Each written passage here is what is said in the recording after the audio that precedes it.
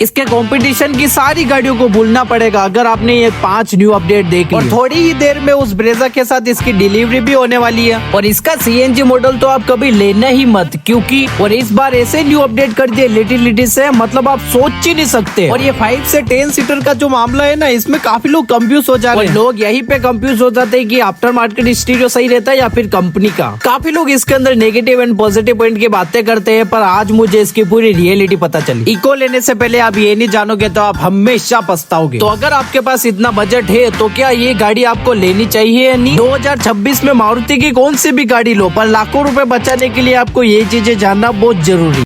A few moments later. Hello भाई, मैं हूं चेतन और आज के हमारे नेक्स्ट एपिसोड में आपका स्वागत है। तो फाइनली आज हमारे सामने है 2026 की न्यू जनरेशन की मारुति सुजुकी इको, जो कि इस सेगमेंट की नहीं, इसको बचे जितनी भी सेगमेंट की गाड़ी आती है उनकी भी most value for money SUV और सबसे ज्यादा ट्रेंडिंग भी। और अगर आप 2026 में इस इको को लेने की सोच रहे हो तो आप बहुत लकी पर्सन हो, क्योंकि आपके इसी वीडियो से A to Z सारी डाउट क्लियर होने वाली, क्योंकि मैं इसका पूरा ही रिव्यू करूंगा। और बात करूं सबसे पहले इसके अंदर वेरिएंट की, तो यहाँ पे आपको देखो 5 seater STD, 6 seater STD, 5 seater AC, 5 seater AC CNG, जो कि ये अपने रहने वाला है 5 सीटर एसी सीएनजी, जो कि सबसे ज्यादा टॉप सेलिंग तो है ही है। साथ ही भाई इसके अंदर भाई मारुति और रिसेंटली इसके अंदर लेटेस्ट से काफी अच्छे न्यू अपडेट भी कर दिए है। और अभी के टाइम पे इसके अंदर डिस्काउंट ओपन लेके इसकी ऑनर प्राइस क्या रहने वाली है रिसेंटली अभी के टाइम पे, उसके साथ ही मेरा खुद का एक्सपीरियंस, इसकी पूरी रियलिटी सच जानेंगे। लोग बोलते हैं ना ये तो एसी वैसी है, उस हिसाब से मेरा एक्सपीरियंस भी शेयर करूंगा, ठीक है। और अगर इस बजट में आप सोच रहे हो बिजनेस में या फिर अपने घर के लिए, फैमिली के लिए क्या क्या रहेगा, वो भी डाउट क्लियर हो जाएगा, ठीक है। सबसे पहले नोटिस करोगे भाई फ्रंट में यहाँ पे आपको मिल जाते हैं इसके अंदर भाई इंडिकेटर रहेगा, हेडलाइट रहेगी, कोई भी यहाँ पे आपको फॉग लैंप नहीं मिलते, पर सेंटर में ब्लैक फिनिशिंग में काफी अच्छी नॉर्मल से ग्रिल मिल जाती है, काफी अच्छी लगती है। इसकी लुक्स भी काफी इनहेंस आती है, मुझे लगती भी काफी तगड़ी सी। बाकी वाइपर वॉशर अपने नॉर्मली रहते ही है, साथ ही सीएनजी का बेज और ब्रेजा, और थोड़ी देर में इसकी भी डिलीवरी होगी, उस हिसाब से इन दोनों का क्रेज आप समझ सकते हो, ठीक है। साइड प्रोफाइल में भाई नॉर्मल सा रहेगा, ये थोड़ा भाई खाली वाला वेरिएंट है, उस हिसाब से भाई यहाँ पे आपको स्टील व्हील मिल जाते हैं, 8-13 इंच के टायर रहेंगे। ऊपर की तरफ इंडिकेटर की प्लेसमेंट रहती है, नॉर्मल सा ओआरवीएम मिल जाता है। बाकी तो भाई काफी मतलब साइड लुक से काफी बड़ी से मतलब बस वाली फीलिंग आती है। बैक लुक की तरफ देखोगे तो भाई साहब यार क्या ही इसकी रोड प्रेजेंस आती है। और ये इसका कलर भाई इतना ज्यादा बिक रहा है ना, अलग ही लेवल पे, मतलब ले दनादन लोग लेते ही जा रहे हैं। बाकी बैक लुक की तरफ नोटिस करोगे, सबसे पहले नोटिस हो जाएगा भाई यहाँ पे ऊपर की तरफ यहाँ पे कुछ नहीं मिलता है। बाकी तो नॉर्मल से इसका बैकलाइट रहेगी, इसका सीएनजी का बेज, टेल लाइट रहने वाली है, उसके साथ ही इको का बेज मिल जाता है, नॉर्मल सा पियानो फिनिशिंग। उसके साथ ही यहाँ पे आपको पार्किंग सेंसर के नीचे की तरफ ऑप्शन भी देखने को मिल जाता है, ठीक है। ये तो नॉर्मली रहता है। बाकी इसके ग्राउंड क्लियरेंस भाई इतनी ज्यादा है ना, हद से ज्यादा ही। बाकी यहाँ से वन टच करूंगा तो भाई इसका पूरा बोट ओपन हो जाएगा, दोनों तरफ के हाइड्रोलिक सिस्टम और सीएनजी सिलेंडर रहेगा। इसके अंदर भाई बिना सिलेंडर वाला भी आता है। अब उसके अंदर क्या होता है कि जैसे कि भाई लोग है ना 5 से भाई 10 सीटर भी करवा देते हैं, 7, 9 तो छोड़ो भाई, यहाँ पे सीटें लगाएंगे पास में, इधर लगाई इधर लगाई, मतलब कि भाई 10 सीटर भी बना देते हैं। आप खुद ही जानते हो भाई इंडिया वाले बिगनर्स तो है नहीं, तो उसका भी सिस्टम भाई मॉडिफाई में अलग ही होता है। बाकी तो भाई ये वाला वेरिएंट लोगे तो 5 सीटर के हिसाब से मिलेगा, और एक नॉर्मल वाला भी आता है, उसका फैक्ट मैं सारा आगे बताऊंगा, आखिर किसको कौन सा वेरिएंट लेना चाहिए नहीं।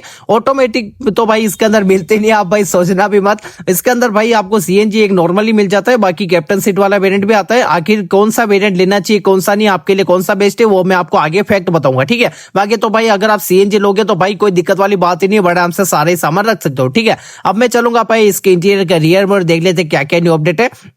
तो यहाँ पे आपको स्लाइडिंग वाला सिस्टम मिल जाता है, जो कि अपने पहले ओमनी में आया करता था, काफी जैसा। और यहाँ पे मैं इसके इंटीरियर के बैक लुक की तरफ बैठ के देखता हूँ आखिर कितना कंफर्ट स्पेस फीचर्स मिल जाते हैं। और मेरे हिसाब से एक बार बैठ जाता हूँ, ओ भाई साहब एक चीज नोटिस करो भाई, सीट इतनी है ना पूरी पीछे, और घुटने टच का तो भाई नाम ही नहीं है। और 3 जन तो कंफर्टेबल बैठ जाएंगे, कोई भी एडजस्टेबल एडजस्ट नहीं मिलता है। पर भाई एक चीज नोटिस करो यार, 3 जन तो कंफर्टेबल बैठेंगे ही, और आप अगर देसी स्टाइल में चाहो तो भाई लोग तो 4 या 5 भी बैठा देते हैं। बाकी तो भाई यहाँ पे 3 जन तो कंफर्टेबल बैठ जाएंगे। बाकी तो भाई कोई दिक्कत बात ही नहीं, क्योंकि भाई घुटने तो टच भी नहीं होंगे। इधर आप देखोगे तो भाई नॉर्मल से हेलोजन लाइट मिल जाती है। बाकी तो भाई यहाँ पे आप इसके अंदर भाई ये चीज कॉमन सी यार, मतलब कि इतने कोई फीचर्स नहीं है, पर भाई स्पेस कंफर्ट काफी सही है। और सबसे अच्छी बात तो भाई अगर आप है ना 6 से कितने भी ज्यादा फुट के हो भाई, आपको बैठने में दिक्कत ही नहीं होगी, क्योंकि भाई इसका भाई हाइट भी इतनी मिल जाती है। और मेन तो आगे की तब न्यू अपडेट है, तो मैं जल्दी इसके आगे चलूंगा। और मानना पड़ेगा यार, मतलब इस मारुति ने ये जब से इको प्रोडक्ट निकाला है ना, मार्केट हिला रखा है। तो अब मैं चलूंगा भाई इसके इंटीरियर के अंदर की तरफ और क्या क्या न्यू अपडेट आ चुके हैं अब मैं जल्दी से जल्दी एक्सप्लोर कर देते हैं। ठीक है, एक बार मेरे हिसाब से बैठ जाता हूँ और पूरी सीट को पीछे और मेरे हिसाब से एडजस्ट कर देता हूँ, इंडिकेटर ऑफ कर देते हैं और भाई एकदम फीलिंग तो आती है मुझे भाई, ये एसयूवी लगती है। काफी लोग तो भाई बोलते हैं RWD है, भाई मुझे सच बता रहा हूँ मतलब एसयूवी वाली फीलिंग तो आती है इसके अंदर। मतलब वो जो स्कॉर्पियो है ना उस टाइप का मतलब सिस्टम लगता है, काफी लोग को भाई बोलते भी है। ठीक है, यहाँ पे इंस्ट्रूमेंट क्रिस्टल देखोगे तो काफी बेसिक सा मिल जाता है, जिसके अंदर यहाँ पे आप देखोगे तो भाई जैसे कि किलोमीटर का ऑप्शन बता देगा, साथ ही engine light warning, seat belt warning, normal से आपको A to Z इंफॉर्मेशन मिल जाती है। फ्यूल नेविगेशन से लगा के भाई टेम्परेचर, किलोमीटर क्या है, सारे आपको स्पीडोमीटर के साथ सारे यहाँ से आप नेविगेशन चेक कर सकते हो। ये है ना शायद तक वो अल्टो में आता है वैसा मिल जाता है। स्टीयरिंग काफी अच्छा सा मिल जाता है। हॉर्न का ऑप्शन नॉर्मल से भाई आपके हेडलाइट कंट्रोल, वाइपर के कंट्रोल नॉर्मली मिलता ही है, बाकी तो काफी सही है। ठीक है, सेंटर में नोटिस करोगे यहाँ पे आपको मिल जाते हैं भाई इसकी एसी। भाई सच बता रहा हूँ भाई, एसी मैंने पहले भी इसका रिव्यू कर रखा है, जो भाई 3 पे मतलब 2 या 3 पे अगर आप सेट कर दोगे ना एसी, और इस गर्मी में भाई पूरा चिल्ड माहौल कर देती है। और यहाँ पे आपको स्टीरियो नहीं मिलता है, अगर आप कंपनी फिटेड लगवा सकते हो, यहाँ पे आप चाहो तो भाई कंपनी से लग जाता है, बाकी आफ्टर मार्केट भी लगता है, जिसके अंदर ब्लूटूथ कनेक्टिविटी, रेडियो, ऑडियो सारे सिस्टम मिल जाते हैं। 2 स्पीकर्स भी लगा देंगे, वो तो आपके ऊपर रहता है आपको भाई लगाने हैं या नहीं, कस्टमर पर भी ये निर्भर रहता है। ठीक है, बाकी तो भाई नॉर्मल सा आप लगवा सकते हो, बाकी कंपनी तो आपको ऑफर नहीं करेगी, ये सारे एसेसरी के पार्ट रहेंगे। ठीक है, और बाकी नीचे की तरफ नोटिस करोगे यहाँ पे आपको मिल जाता है नॉर्मल सा भाई बाउट का चार्जेस होगी, नॉर्मल से स्पेस मिल जाएंगे। ये अपनी मैनुअल में रहेगी, आप चाहो तो भाई ऑटोमेटिक नहीं ले सकते हो, मैनुअल में ही आती है, आप भाई सोचना भी मत।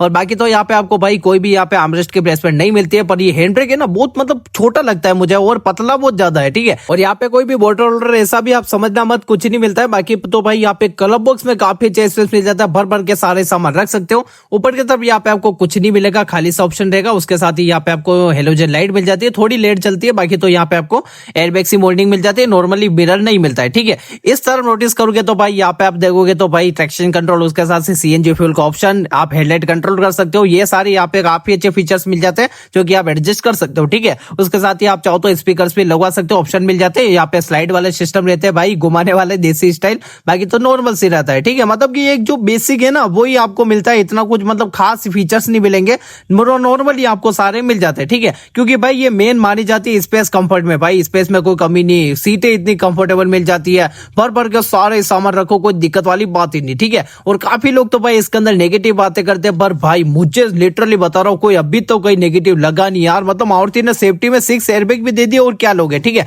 तो अब मैं चलूंगा इसके बाहर और अब बात कर देंगे भाई बेसिक से टॉप चीजें जो कि आपको इको लेने से पहले ये चीजें जानना बहुत जरूरी है। ठीक है, सबसे पहले बात करूं भाई इसके अंदर इंजन की, तो यहाँ पे आपको देखो 4 सिलेंडर इंजन मिल जाएगा। पावर की बात करूं तो यहाँ पे आपको 70.67 BHP की पावर मिल जाएगी।